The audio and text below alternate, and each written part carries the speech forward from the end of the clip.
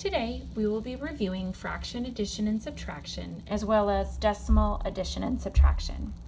We're going to start off today with fractions. If you notice that both of these fractions do not have the same denominator, we do need to find the common denominator of both fractions to be able to add and subtract fractions. We use a strategy called finding the least common multiple, which is LCM. I counted by 6s and I counted by 5s, and I found that 30 is the lowest number that they have in common for multiples. What I'm going to do is change each fraction to a denominator of 30.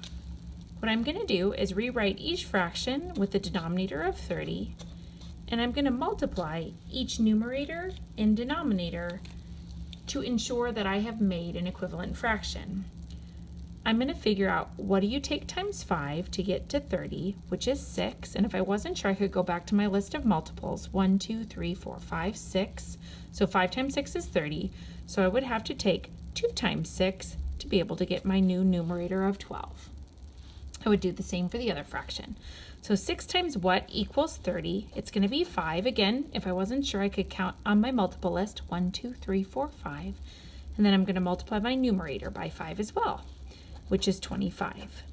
The reason why we multiply both the numerator and the denominator by the same value is because really what we're doing is we're multiplying each fraction by 1. And anytime you multiply a fraction by 1, you keep the value the same, but what you're doing is changing the number so each fraction is cut into the same amount of pieces. What I would do then is to go ahead and subtract 25 and 12. If I wasn't sure, I could do that on the side. 25 minus 12, I would get 13. Therefore, I would have 13 as my numerator, and I'm going to keep the denominator the same of 30. I would want to verify if this is simplified or not, and it is. 13/30. I'm going to go ahead and do example number 2. This is addition. I'm going to follow those same processes, noticing that I do not have the same denominator, so I would need to find the least common multiple. I counted by 3 and 4, and I found that 12 would be the least common multiple, so I'm going to use that for my common denominator. I'm going to write 12 down for both of my denominators, and then I'm going to go back to the original fraction and multiply the numerator and denominator by 1. Or essentially, I would figure out what do you take times 4 to get 12, which is 3. So I would multiply the numerator by 3, which would be 3 for my numerator.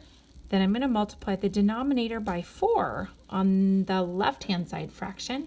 So I'm going to multiply the numerator by 4 as well to get 8. What I would do is add my numerators together, 8 and 3, which is 11.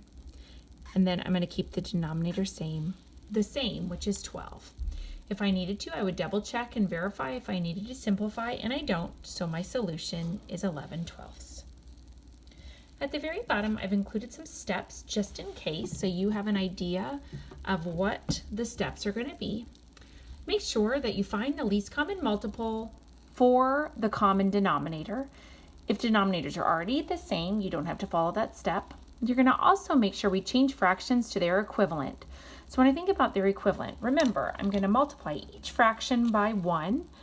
Remember, that's going to change the numerical values from 2 and 3 to 8 and 12. But what it's going to do is ensure that my fraction means the same thing. Then what I'm going to do is add or subtract the numerator and keep the denominator the same. What I'm going to do is show you some strategies for decimal addition and subtraction. We're going to go ahead and start off here with two add-ins, 343 and 4/10, and we're going to add it to 5 and 607 thousandths. The most important thing when we solve decimal addition and subtraction problems is that we line up our place values vertically. What that means is that we would want to take our first add-in, 343 and 4/10, and we'd want to add it to the other add-in and line up the place values. What I like to do is line up the ones place. So the 5 and the 3 are in the ones place. So what I would do is put the 5 right underneath the 3 from the ones place, put my decimal place, and then 607 thousandths. Now this turns into kind of an interesting scenario because I have nothing to add it to the 7 and the 0 in this top add end. So what I would want to do is fill in zeros in the missing place values to ensure that to the right of the decimal we have the same amount of place values. So if this is the decimal place and to the right I have 1, 2, 3 place values, I would want to fill in the zeros above those place values to make sure that I add them up correctly. What I would do is add them up vertically. So I would have a 7 here, 0 and 0 is 0, 6 and 4 is 10, carry the 1, 5 and 4 would be 9, bring down the 4 and 3 because there's nothing I would need to add it to, and then bring down the decimal place. So my final answer is 349 and 7 thousandths. I'm going to use that same strategy when I line up decimal places when I line up place values vertically in example number 2, but we're going to be subtracting this time.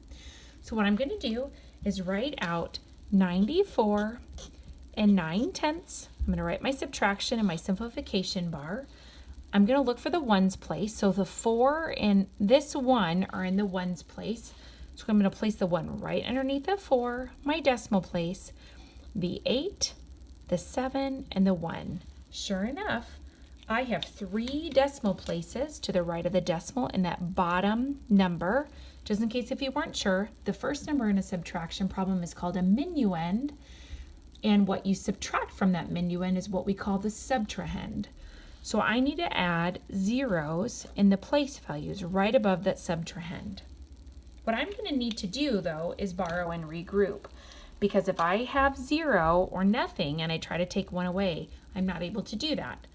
I cannot do that here or borrow from that hundredths place as well. So I'm going to go to the tenths place. I'm going to take 1 away from the 9, make that an 8, and bring the 1 next to the hundredths place. I'm going to go ahead and cross off that 10, make this a 9, and bring over the 1 for the thousandths place. Now I am all set to subtract.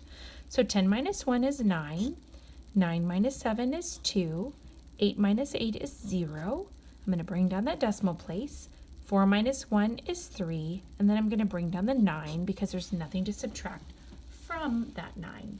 My final answer is 93 and 29 thousandths.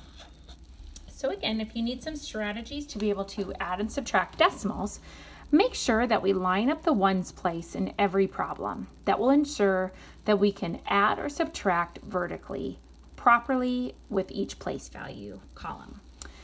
Please make sure you fill in the zeros for missing numbers. So again, if I have 3 decimal place values to the right, I need to make sure that I fill in the zeros either above or sometimes it could be below the number for the subtrahend or the minuend, or here with our add-ins. The next thing is to make sure we add or subtract each place value column. And if you're not sure the place values, I've written them out here. So again, the 5 is in the ones, the 0 is in the tens, the 2 is in the hundreds. There's our decimal place, and to the right of the decimal, the tenths, hundredths, and thousandths.